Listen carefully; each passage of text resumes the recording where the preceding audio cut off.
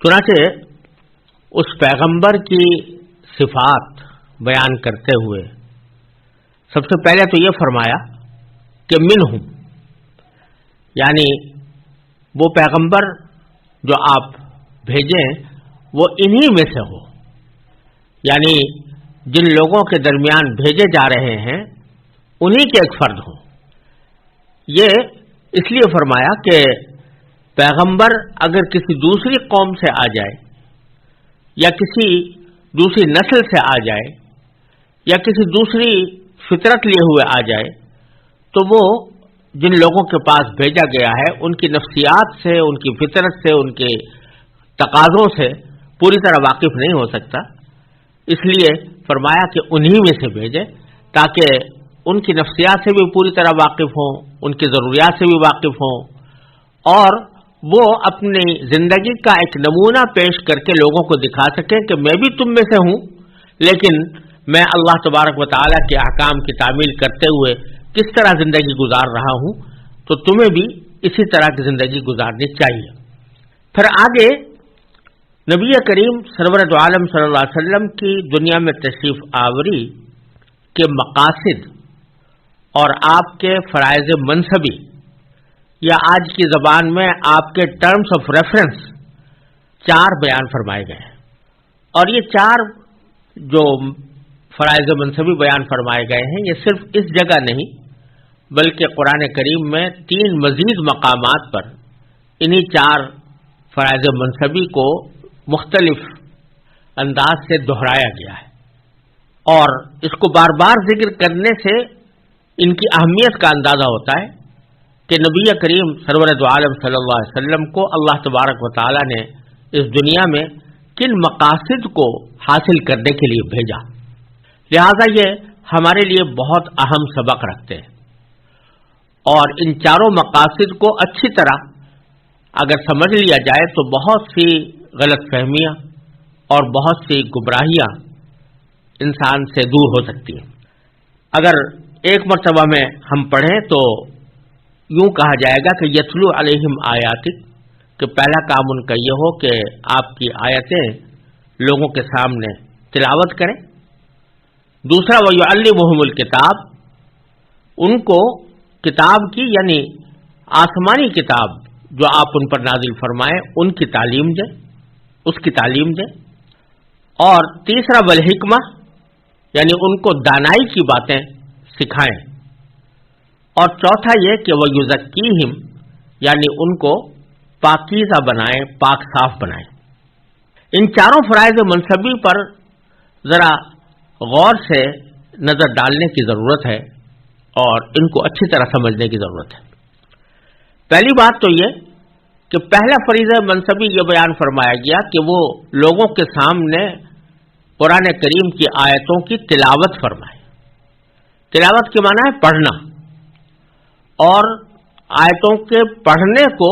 نبی کریم سرور دو عالم صلی اللہ علیہ وسلم کی دنیا میں تشریف آوری کا ایک پہلا اور مستقل مقصد قرار دیا گیا ہے، جبکہ آگے کتاب اللہ کی تعلیم یعنی اس کے معنی سمجھانے اور اس کی تشریح کرنے کا ذکر الگ سے کیا گیا ہے۔ اس سے یہ بات معلوم ہوئی کہ قرآن کریم ایک ایسی کتاب ہے کہ جس کے صرف معنی ہی سمجھنا ضروری نہیں ہے، بلکہ اس کی لفظوں کی تلاوت بھی ایک مستقل مقصد ہے۔ اور نبی کریم صلی اللہ علیہ وسلم کو دنیا میں جو بھیجا گیا تھا ان میں پہلا مقصد یہ تھا کہ جو قرآن کریم آپ پر نازل ہوا ہے اس کی تلاوت کا طریقہ لوگوں کے سامنے بیان فرمائیں، تلاوت کر کے دکھائیں، اور اس کا مقصد یہ تھا کہ جب دوسرے لوگ آپ کی تلاوت سنیں تو پھر اسی طرح اسی انداز میں اس کی تلاوت کریں۔ اس سے 2 باتیں معلوم ہوئی۔ ایک تو یہ کہ بعض لوگ جو یہ سمجھتے ہیں کہ قرآن کریم کی تلاوت اگر بغیر سمجھے کی جائے تو اس کا کوئی فائدہ نہیں یا وہ بے مقصد ہے، اور بعض لوگ گستاخی کر کے یہ بھی کہتے ہیں کہ بچوں کو جو قرآن کریم حفظ کرایا جاتا ہے جبکہ ان کے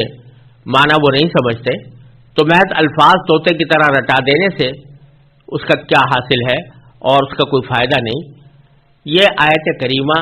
ان کے اس خیال کی تردید کر رہی ہے کہ تلاوت آیات کو، یعنی قرآن کریم کی آیتوں کے محض پڑھنے کو ایک نبی کریم سرور عالم صلی اللہ علیہ وسلم کا مستقل مقصد قرار دیا گیا ہے، جبکہ معنی سمجھانے کی بات آگے آ رہی ہے۔ تو معلوم ہوا کہ تلاوت بذات خود ایک مقصود ہے۔ اسی لیے احادیث میں نبی کریم سرور عالم صلی اللہ علیہ وسلم نے یہ ارشاد فرمایا کہ اگر کوئی شخص قرآن کریم کی تلاوت کرے تو ایک ایک حرف کے اوپر 10 نیکیاں اس کے نامہ اعمال میں لکھی جاتی ہیں۔ لہذا تلاوت قرآن سمجھ کر کرنا تو بے شک بہت اعلیٰ درجے کی چیز ہے ہی، لیکن اگر کوئی شخص پوری طرح سمجھتا نہ ہو اور بغیر سمجھے بھی تلاوت کرے تو وہ اس کے لیے ایک ثواب کا کام ہے۔ یہ دوسری کتابوں کی طرح نہیں ہے کہ جس میں صرف معنی ہی مقصود ہوتے ہیں، الفاظ مقصود نہیں ہوتے۔ یہ الفاظ اللہ تبارک و تعالیٰ کے الفاظ ہیں، یہ اللہ تعالیٰ کا کلام ہے، اور کلام اللہ تعالیٰ کی صفت ہے۔ لہذا یہ اللہ تبارک و تعالیٰ کی ایک عظیم صفت کا مظاہرہ ہے، اور اس صفت کا مظاہرہ ہونے کی وجہ سے ان کا صرف پڑھ لینا بھی موجب اجر و ثواب ہے، موجب خیر و برکت ہے، بلکہ ان الفاظ کے جو نقوش کتاب پر لکھے ہوئے ہیں وہ دیکھ لینا بھی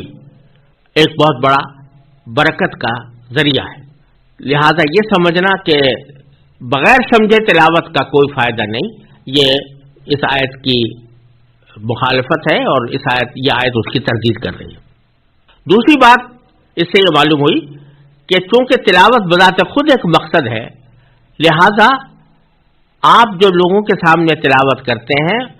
لوگوں کو چاہیے کہ جب وہ خود تلاوت کریں تو اسی انداز سے کریں جس انداز سے نبی کریم سرور عالم صلی اللہ علیہ وسلم نے تلاوت فرمائی۔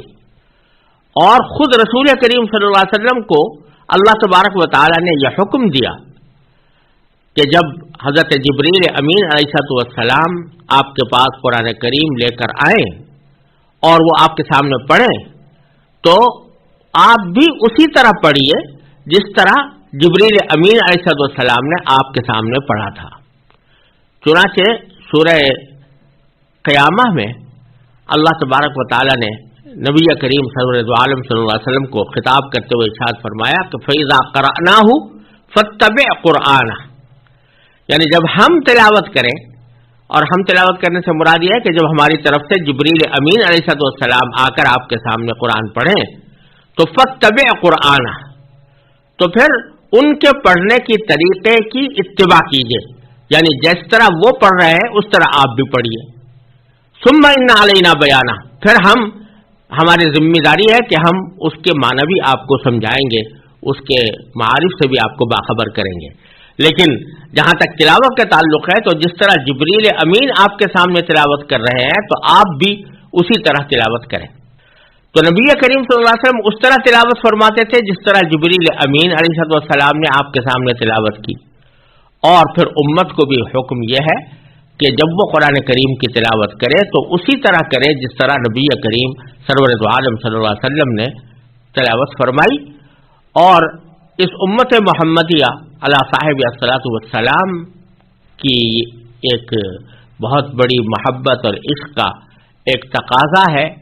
اور اس کا مظاہرہ ہے کہ اس امت نے نبی کریم صلی اللہ علیہ وسلم کی تلاوت کے طریقے کو نہ صرف محفوظ رکھا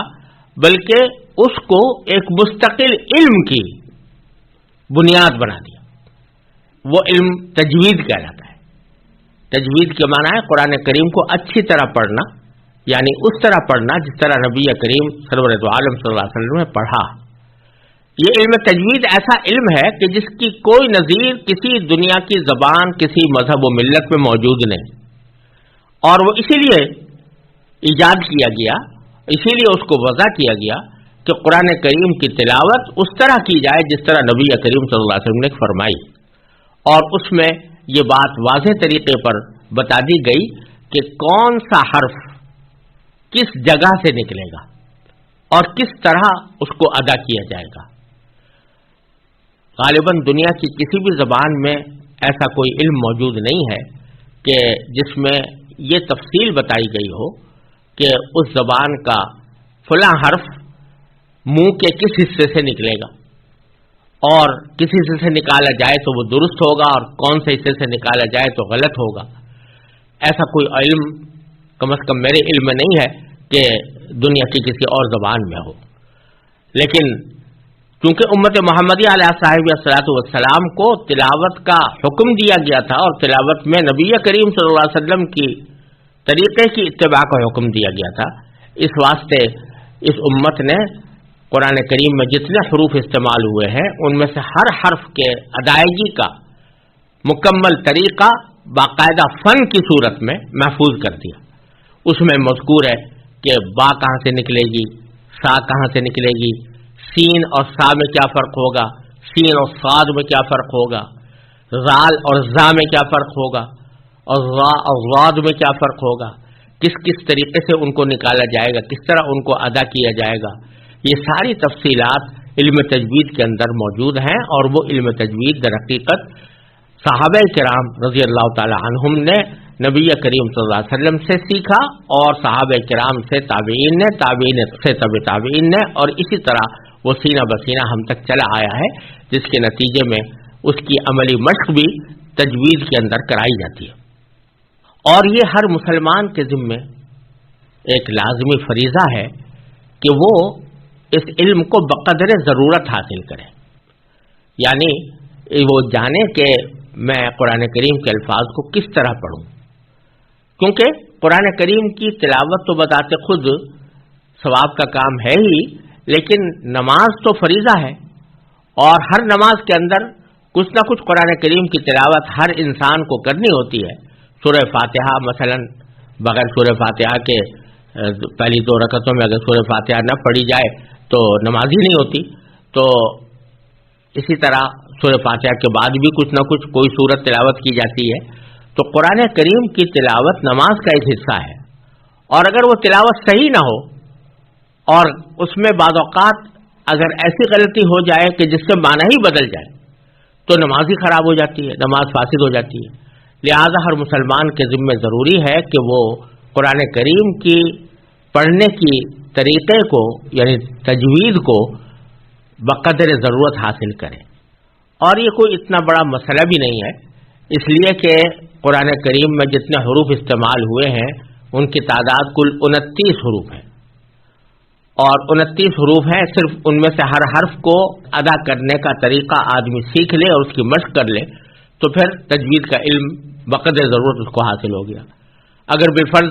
کوئی شخص ہر روز ایک حرف کو ادا کرنے کی صحیح مشق کر لے تو 29 دن کے اندر پورے قرآن کریم کے حروف کا احاطہ ہو جاتا ہے، اور پھر اس کو درست کرنے کے نتیجے میں اس کی تلاوت بھی درست ہو جاتی ہے. لہذا اس آیت کریمہ میں جو نبی کریم سرورت عالم صلی اللہ علیہ وسلم کا دنیا میں بھیجنے کا پہلا مقصد بیان فرمایا گیا ہے، تلاوت آیات، اس سے ہمیں یہ سبق ملتا ہے کہ ہم قرآن کریم کی تلاوت کو اپنی معمولات میں بھی شامل کریں اور اس کو صحیح طریقے سے پڑھنے کی پوری کوشش کریں. دوسری چیز جس کے لیے نبی کریم سرورت عالم صلی اللہ علیہ وسلم کو دنیا میں بھیجا گیا اور آپ کی تشریف آوری کا دوسرا مقصد جو قرآن کریم میں بیان فرمایا وہ ہے یعلمہم الکتاب، وہ یہ کہ آپ ان لوگوں کو جن کے سامنے یہ قرآن نازل ہوا ہے یعنی صحابہ کرام،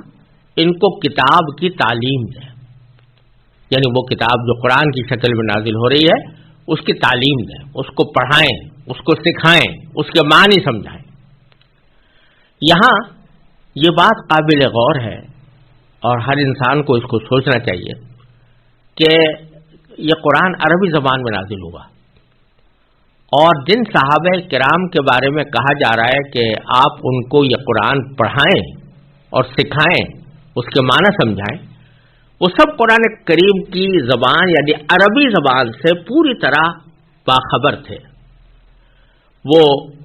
عربی زبان کے ادب سے پوری طرح آشنا تھے،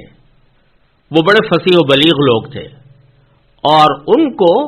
قرآن کریم کے الفاظ کا ترجمہ معلوم کرنے کی ضرورت نہیں تھی. ان میں سے ہر ایک شخص جانتا تھا قرآن کریم میں جو لفظ استعمال ہوئے ہیں ان میں سے ہر لفظ کے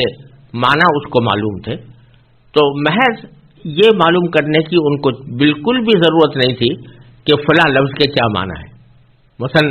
اگر فرض کیجئے قرآن کریم کے اندر یہ فرمایا گیا ہے کہ ذالک الکتاب لا ریب فیہ، تو ان کو یہ معلوم کرنے کی کوئی ضرورت نہیں تھی کہ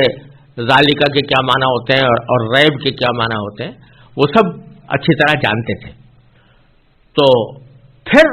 اس کے باوجود فرمایا گیا کہ ان کو پڑھائیں، قرآن پڑھائیں، ان کو سکھائیں کہ معنی سمجھائیں. اس سے معلوم ہوا کہ قرآن کریم کو سمجھنے کے لیے صرف الفاظ کا ترجمہ معلوم ہو جانا کافی نہیں ہے، بلکہ ترجمے سے آگے بڑھ کر بھی کوئی چیز ہے جو نبی کریم سرور دو عالم صلی اللہ علیہ وسلم نے صحابہ کرام کو سکھائی. وہ یہ کہ اللہ تبارک و تعالیٰ کا کلام ہے، اس کا ترجمہ بے شک معلوم ہو گیا، لیکن اس آیت کے اندر کیا کیا احکام پوشیدہ ہے، اس سے کیا کیا مسائل نکل رہے ہیں اور کن کن معاملات پر روشنی پڑ رہی ہے، یہ صرف ترجمے سے بسا اوقات معلوم نہیں ہو پاتے. لہذا ضروری ہے کہ جس طرح آدمی ترجمہ سیکھے، اسی طرح نبی کریم سرور دو عالم صلی اللہ علیہ وسلم نے اس قرآن کریم کی جس طرح تشریح فرمائی،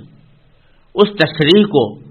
اپنے لیے ضروری سمجھے کہ جب تک وہ تشریح ہمارے سامنے نہ آئے گی اس وقت تک ہم قرآن کریم کا ٹھیک ٹھیک مطلب نہیں سمجھ سکتے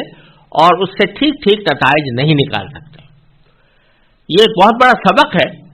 جو یہ آیت کریمہ ہمیں دے رہی ہے کہ جیسے بعض حضرات یہ سمجھتے ہیں کہ اگر ہم نے قرآن کریم کا کوئی ترجمہ پڑھ لیا، ترجمے قرآن کریم کے چھپے ہوئے ہیں، تو اس ترجمہ پڑھ لینے سے ہم قرآن کریم کے عالم بن گئے اور اب ہم خود اس قابل ہو گئے کہ ہم براہ راست قرآن کریم سے احکام کا استنباط کر سکیں، اس براہ راست قرآن کریم کے احکام کو معلوم کر سکیں اور اپنی سوچ اور اپنی سمجھ کے مطابق جو حکم ہمیں سمجھ میں آئے اس کے مطابق خود بھی عمل کریں اور دوسروں کو بھی پہنچائیں. تو یہ خیال اس لیے غلط ہے کہ محض ترجمے کی بات نہیں. ترجمہ اگر کافی ہوتا تو پھر نبی کریم صلی اللہ علیہ وسلم کو عربوں کو قرآن پڑھانے کی ضرورت نہیں تھی. آپ نے قرآن پڑھایا تو اس کے معنی یہ کہ اس کے معنی بھی سمجھائے اور اس کے ساتھ ساتھ اس سے جو مسائل نکلتے ہیں، اس سے جو احکام مستنبط ہوتے ہیں، وہ صحابہ کرام کے سامنے اپنی قول سے یا اپنے فعل سے صحابہ کرام کے سامنے بیان فرمائے. چنانچہ احادیث میں آتا ہے کہ صحابہ کرام رضی اللہ تعالی عنہم نبی کریم سرور دو عالم صلی اللہ علیہ وسلم سے قرآن کریم باقاعدہ اہتمام کے ساتھ پڑھتے تھے. حضرت سعد بن ابی وقاص رضی اللہ تعالیٰ عنہ فرماتے ہیں کہ فَتَعَلَّمْنَا الْعِلْمَ وَالْعَمَلَ وَالْقُرْآنَ جَمِيعًا، کہ ہم نے نبی کریم صلی اللہ علیہ وسلم سے قرآن کریم کا علم بھی حاصل کیا اور اس پر عمل کرنے کا طریقہ بھی معلوم کیا اور اس کے پڑھنے کا طریقہ بھی معلوم کیا. یہ ساری چیزیں صحابہ کرام نے سیکھی. آج اگر کوئی شخص یہ کہے کہ میں اگرچہ عربی زبان سے واقف نہیں ہوں اور میں ترجمہ میرے سامنے موجود ہے، میں اس ترجمے کو سامنے رکھ کر سبھی کچھ جان لوں گا اور اس سے جو احکام نکل رہے ہیں ان کے اوپر اپنی رائے نہیں کر سکوں گا، تو یہ بالکل ہی قرآن کریم کے اس آیت کریمہ کے مفہوم سے بالکل خلاف بات ہے اور یہ بعض اوقات انسان کو گمراہی تک لے جاتی ہے. لہذا اس سے سبق ہمیں یہ ملتا ہے کہ ترجمہ بے شک پڑھے، لیکن اس ترجمے سے ایک فائدہ تو بے شک یہ حاصل ہوتا ہے کہ اس سے اللہ تبارک و تعالیٰ کی عظمت، اس کے جلال، اس کے اندر جو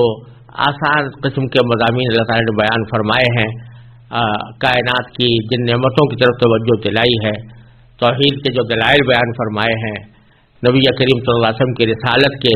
اور آخرت کے جو مناظر بیان فرمائے گئے ہیں، یہ ہر انسان آسانی کے ساتھ سمجھ سکتا ہے اور اس میں کوئی دشواری نہیں. لیکن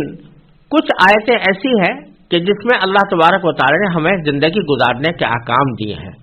جیسا کہ سورہ بقرہ کے اندر ہی آپ آگے چل کر دیکھیں گے کہ اس میں عبادات کے احکام بھی ہیں، معاملات کے احکام بھی ہیں، اخلاق اور معاشرت کے احکام بھی ہیں. تو ان تمام احکام کو ٹھیک ٹھیک سمجھنا یہ محض ترجمے کے بل پر ممکن نہیں ہے جب تک کہ اس کے ساتھ نبی کریم سرور دو عالم صلی اللہ علیہ وسلم کی ہوئی تشریحات موجود نہ ہوں۔ لہذا اس آیت سے یہ بھی معلوم ہوا کہ قرآن کریم کو ٹھیک ٹھیک سمجھنا اور اس سے صحیح نتائج نکالنا یہ محض ترجمے سے نہیں ہو سکتا جب تک کہ کوئی معلم